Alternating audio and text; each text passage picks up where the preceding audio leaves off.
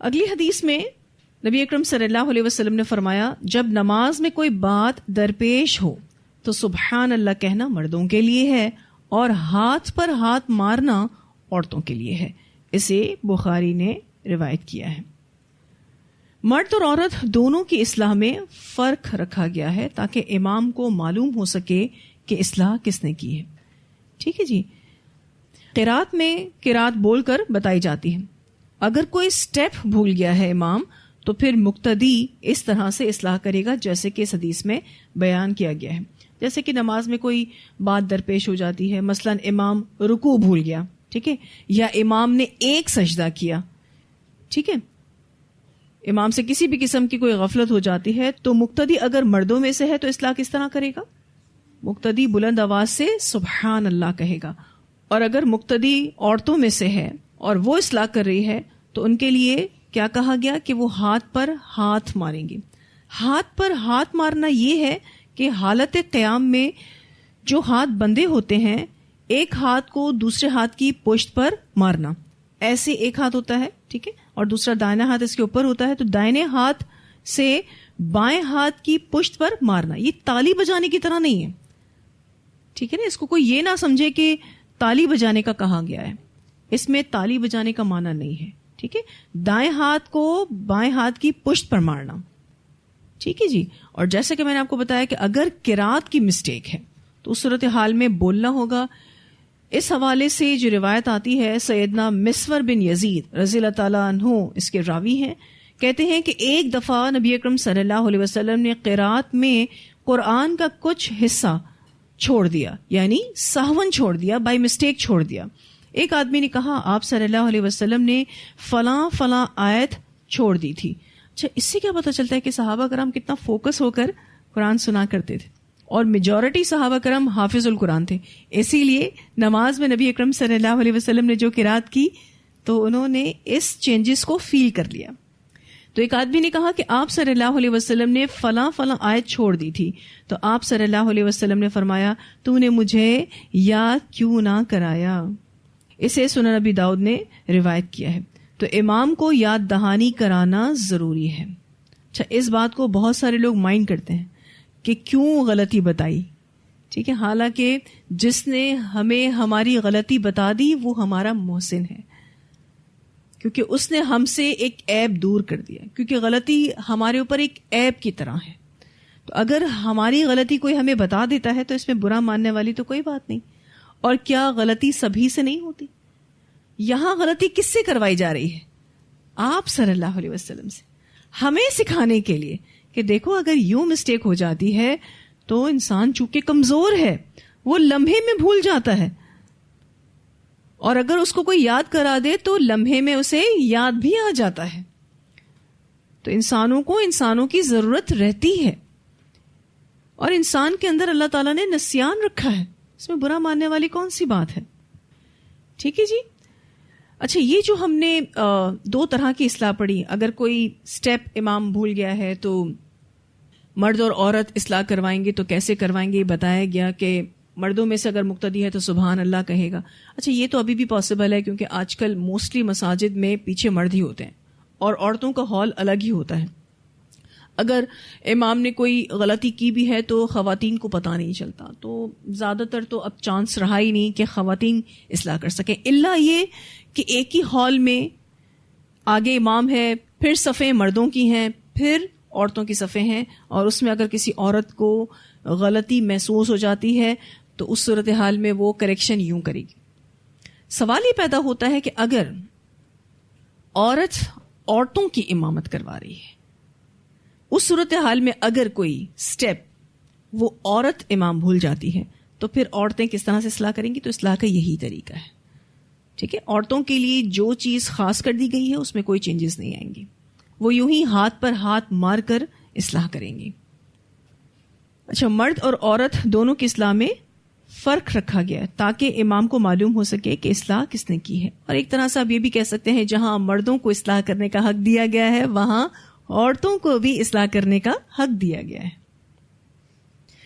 اور چینجز اس لیے بھی رکھی گئیں کیونکہ اگر عورتیں سبحان اللہ بول رہی ہیں تو ان کی آواز چھوٹی ہوتی ہے, آواز امام تک پاسبل ہے کہ نہ پہنچے، لیکن ہاتھ پر ہاتھ ماریں گی، جتنا اچھے سے مار لیں گی تو آواز آگے تک پہنچ جاتی ہے، کیونکہ ایک ہلکی آواز بھی وہاں پہنچ گئی تو امام کو ریکگنائز ہو جائے گا، امام پہچان لے گا کہ میں کوئی مسٹیک کر رہا ہوں. اور دوسری حدیث ہم نے کیا پڑھی کہ اگر امام کوئی قرات کی مسٹیک کرتا ہے تو اس کو لقمہ دینا ضروری ہے. لقمہ دینے سے کیا ہوتا ہے، یعنی وہی ورڈز بتا دیے، آگے پیچھے آیتیں تھوڑی سی بول کر ایگزیکٹ ورڈز بتا دی، تو اس سے کیا ہوتا ہے کہ امام کی کنفیوژن دور ہو جاتی ہے. اگر قرات کی غلطی بھی یوں ہی ٹھیک کی جاتی سبحان اللہ کہہ کے، یا خواتین ہاتھ پر ہاتھ مار کر اصلاح کرتی، تو امام کو یہ چیز پتہ ہی نہ چلتی کہ میں غلطی کہاں کر رہا ہوں. کیونکہ بسا اوقات ہماری غلطیاں کچھ ایسی ہوتی ہیں جو ہمیں ریئلائز ہوتی ہی نہیں ہیں. اس سامنے والا جب سنتا ہے تو اس کو پتہ چلتا ہے کہ ہاں یہ مسٹیک کر رہا ہے وہ.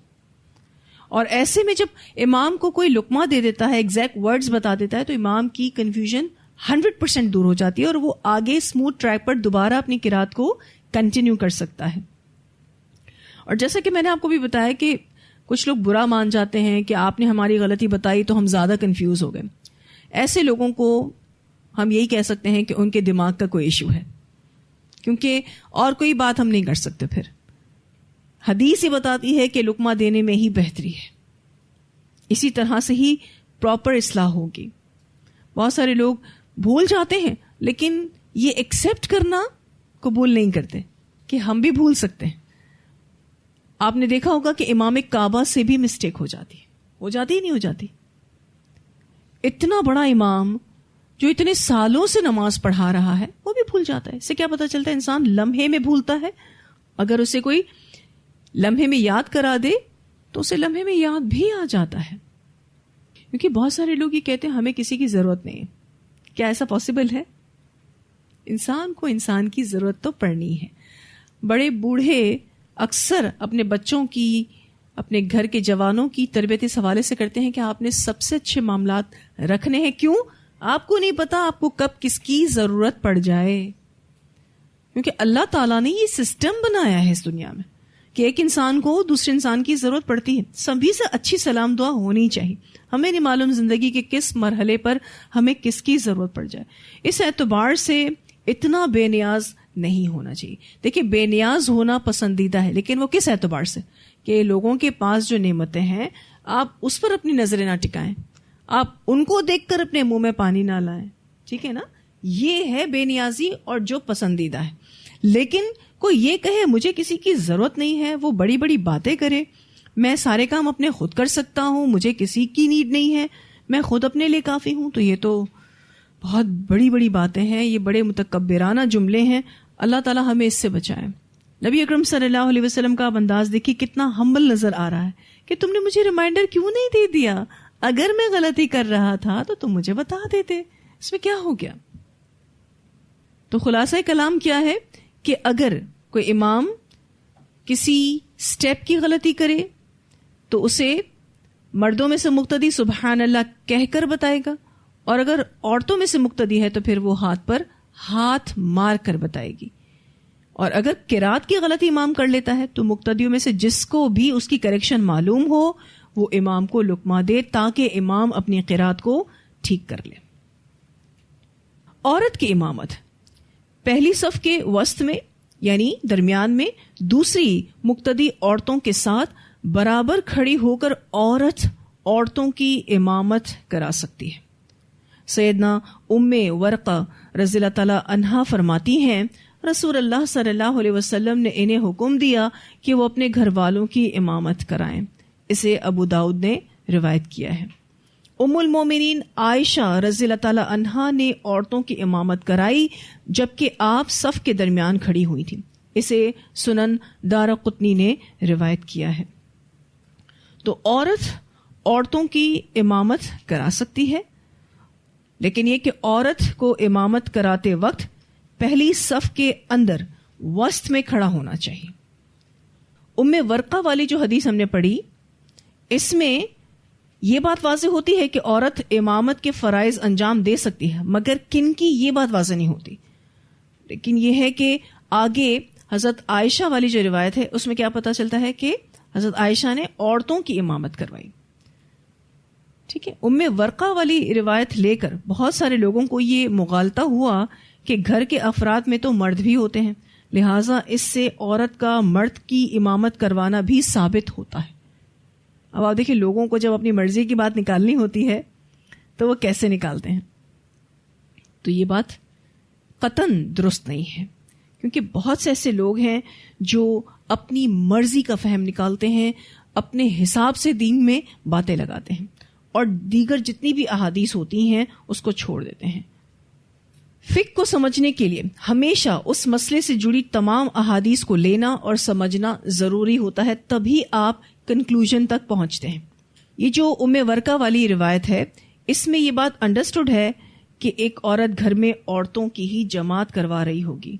ٹھیک ہے نا، یعنی عورتوں کی ہی جماعت کروا رہی ہوگی، کیونکہ مردوں کے لیے کہاں جانا ضروری ہے؟ مسجد میں. یہ انڈرسٹوڈ بات ہے. مردوں پر فرض ہے کہ وہ نماز با جماعت مسجد میں ادا کریں. اس طرح سے یہ کیسے ممکن ہے کہ نبی اکرم صلی اللہ علیہ وسلم کسی ایسی چیز کا حکم دیں کہ مرد ایک امام کی اقتداء میں مسجد چھوڑ کر گھر میں عورت کی اقتداء میں نماز پڑھے؟ تو پاسبل ہی نہیں ہے.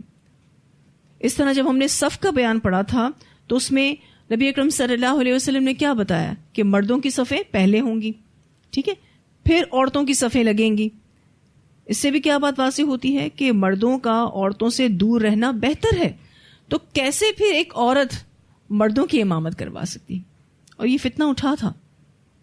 اس دور میں بھی ہم نے دیکھا کہ ایک عورت نے پیچھے مجمع کو جماعت کروائی تھی، پھر خیر کافی ایشو بنا اور اس چیز کو روکا گیا.